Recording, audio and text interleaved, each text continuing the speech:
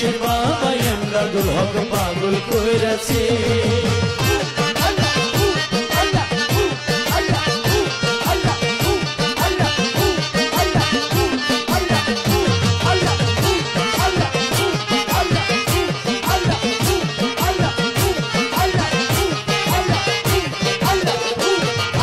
মুর্শিদ প্রেমে পড়লো যারা